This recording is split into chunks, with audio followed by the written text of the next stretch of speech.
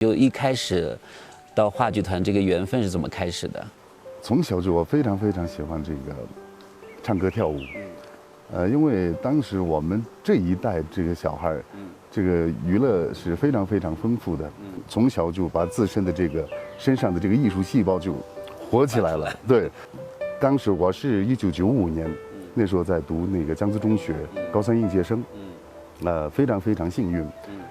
就是那年就是招西三自治话剧团的这个演员，我记得非常清楚，就是那一天是我们的这个江孜中学的副校长，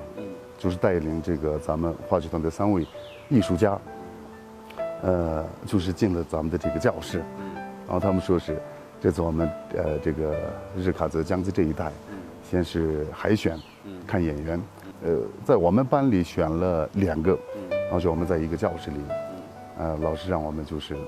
唱歌、跳舞、朗诵，还有就是看一些形体，你的平衡能力啊，你的这个协调性啊。当时我的这个体育的成绩特别好，我参加这个代表日喀则到拉萨来这个比赛，田径比赛，我的这个3级跳远和跳远都是第1名，而且破了纪录。那真的。所以老师看了我这个成绩之后呢，哎呦，文体不分家，特别好。所以过了可能1个月左右吧，就学校来了一个电报，说是让我和那个一个师妹，然后就明天你们要出发。我当时也是记得非常清楚。另外的那些考生啊，人家都已经准备了那个台词朗诵，包括单人小品、双人小品，有些还就是他们已经是请了一些指导老师，专门从戏剧这一块是辅导。那我们是脑子都是空的，就是一张白纸，什么都不会。然后到那儿，老师说是那个朗诵完那准备吗？没有。然后就老师就是现场拿一个，然后去念。当时的那个氛围是上海戏剧学院的老师，还有那些专家，还有我们西藏自治区话剧团的老师和专家，就是一大堆，可能有20-30个人。然后就这边一排是我们这个考生，出了一个题目是第一个是有个棍子放在那儿，然后就你要利用这个棍子，就是演一个单人小品，然后就前面就有些就是打台球，是吧？打台球，有些就是打上1、2、3、4，哦，赢了什么之类的。然后我自己想就是一下就想到了这个爷爷的拐杖，但是这个是我前面的那个同学他做了，然后我就懵了，我到底做什么？然后突然就拿着那个棍子，所以我就打阿嘎。我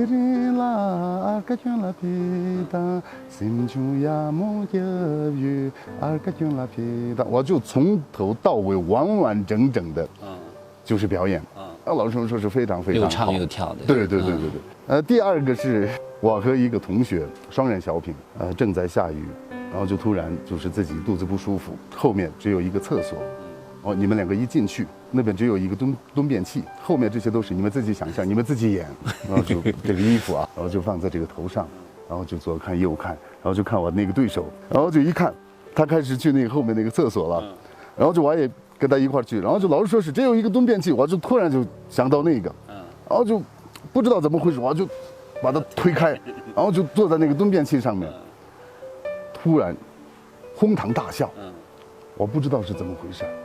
然后就看老师，看这些专家，还有就是看我的对手还在我的边上，对，捂着肚子呢。我也不知道这个他们是为什么笑。有一个老师，然后就指着我，然后我一看，我把自己的裤子已经脱到这儿了。对，还好我穿了那个裤衩。然后就我一发现，把裤子一提。然后就跑到一个角角里，然后就这样开始心跳加速，蹦。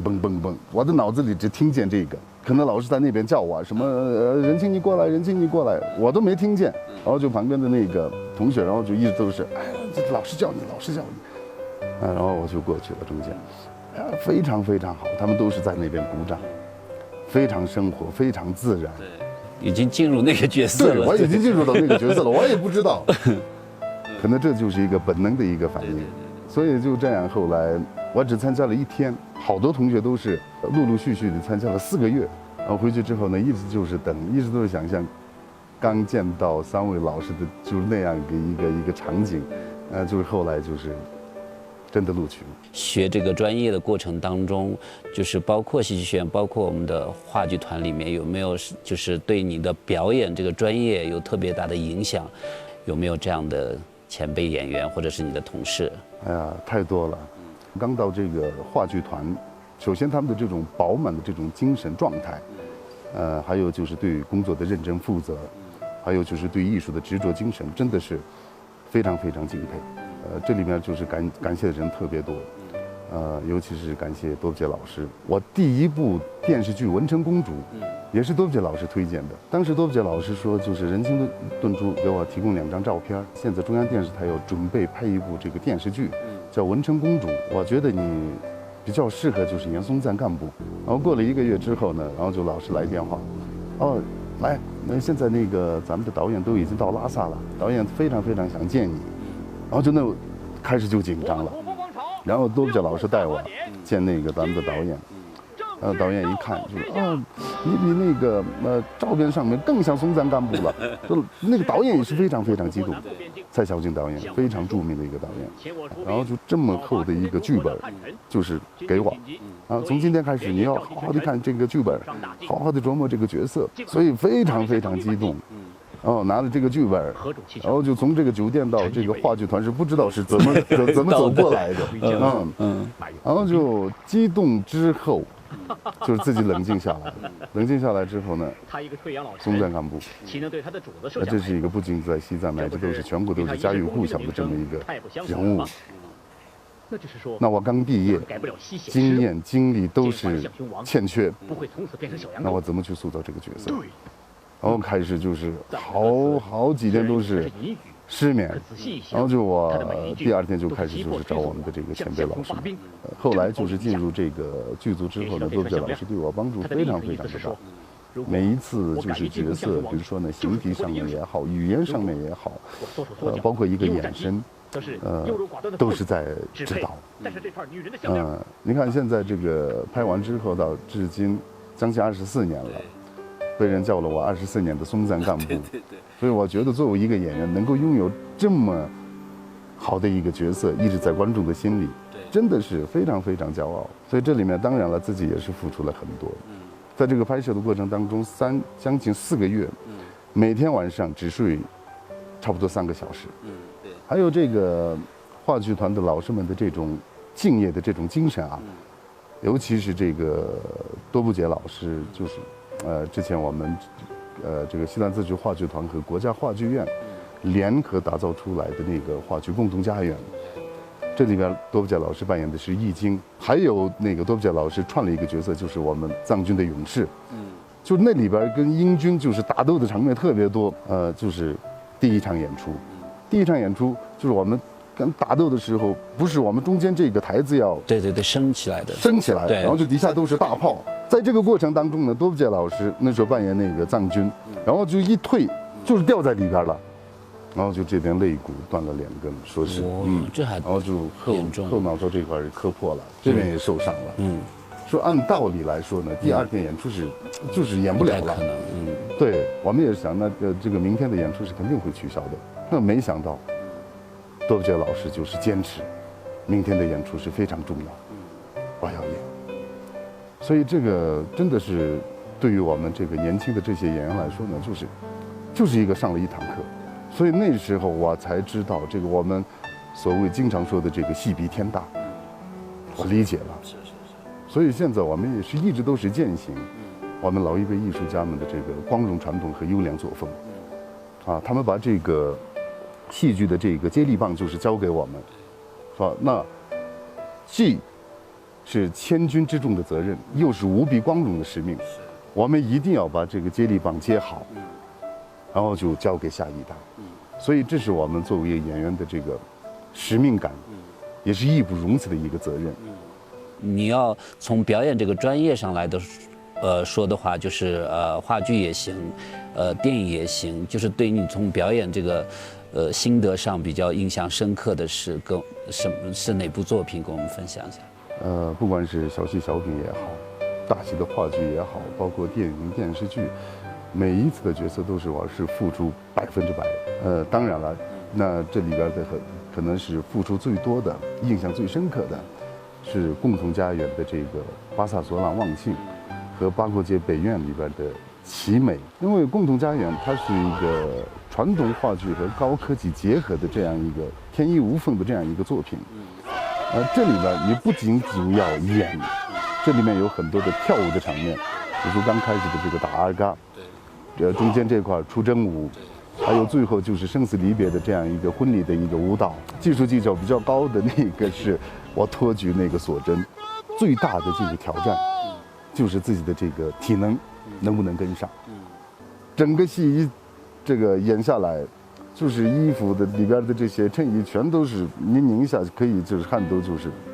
滴下来，所以这些角色就是也付出了很多。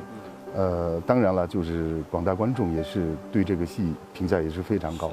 所以这个戏在国家大剧院的舞台上演出，还有中央党校，这些都是我们剧团之前没有过的一些，还有这个八廓街北院的这个奇美，奇美这个角色可能是从毕业到至今，在话剧里边是非常复杂的这样一个人物。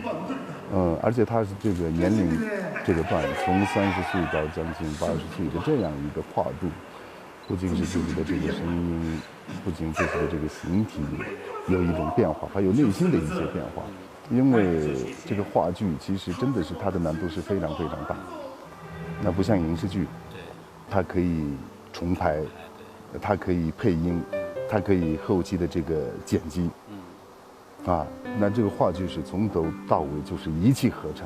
所以这也是一个这个话剧艺术是个遗憾的艺术。对，也是它的魅力也是在这儿，也是它的魅力也在这个地方。那今年我们话剧团60周年嘛，然后您现在从一个优秀演员又转向领导，现在又要兼顾两边啊，所以在这样的时候，就是可能你的责任感和这种刚刚也聊到了，就是前辈的这种接力棒要传下去嘛啊，在这样的时候，您对这个团或者你的同事、你的晚辈，想说点什么呢？那首先我衷心的祝福西藏自治话剧团60岁生日快乐。那现在我自己也是既要演好就是导演安排的每一个角色，也要就管理好自己分管这个区域。所以我也希望这个将来西藏自治话剧团的这个艺术的这个道路上，能创作出更多的这个留得下、传得开的一些优秀的作品，同时也培养出更多话剧事业方面的人才，再接再厉，是吧？再创新的辉煌。好，非常感谢今天接受我们的采访。辛苦了。没事。